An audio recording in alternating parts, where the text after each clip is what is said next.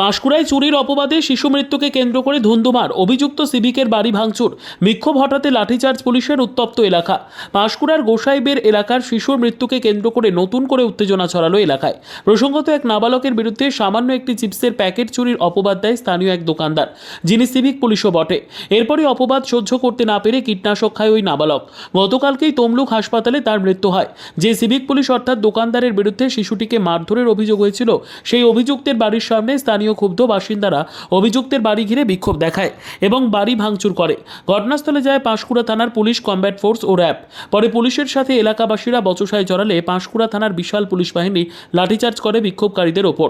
পুলিশের লাঠিচার্জ হলে ছত্রভঙ্গ হয় বিক্ষোভকারীদের কাছ থেকে শিশুটির মৃতদেহ তুলে নিয়ে পুলিশ।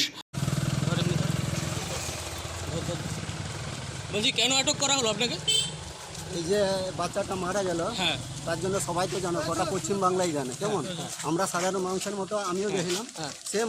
এবার স্যার আমাদেরকে বলে সাইড দাও, স্যাররাও ছিল রাস্তায় আস্তে আস্তে আমাকে বলে সাইড দাও। আমি সাইড দিছি, এবার আমাকে জিজ্ঞেস করছে, আমি বলি ওখানে গেছিলাম দেখ, এরকম বলে আমাকে তুলেছে। মানে আপনাকে কি লাঠিচার্জ করা হয়? না, আমাকে লাঠিচার্জ করেনি। ঘটনার সময় আপনি ওখানে ছিলেন? ঘটনার সময় আমি রাস্তাতে দাঁড়িয়েছিলাম এই দোকান করার দিকে। আচ্ছা, কি নাম আপনার? আমার নাম মনমতো মুড়ি। কেন আপনাকে আটক করা হলো? কি হয়েছিল ঘটনা? আমাকে মারছে, আচ্ছা, কারা? পুলিশ মারছে। ঘটনা কেন আপনাকে আপনাকে মারলো কেন? সেইখানে দাঁড়িয়েছিল, কেন, কি বিক্ষোভ দেখাচ্ছিলেন নাকি? দাঁড়িয়েছিলাম, মারছে। দেখতে গেলাম, দাঁড়িয়েছিলাম, মারছে। বেটা ছেনাদের মারার অধিকার আছে।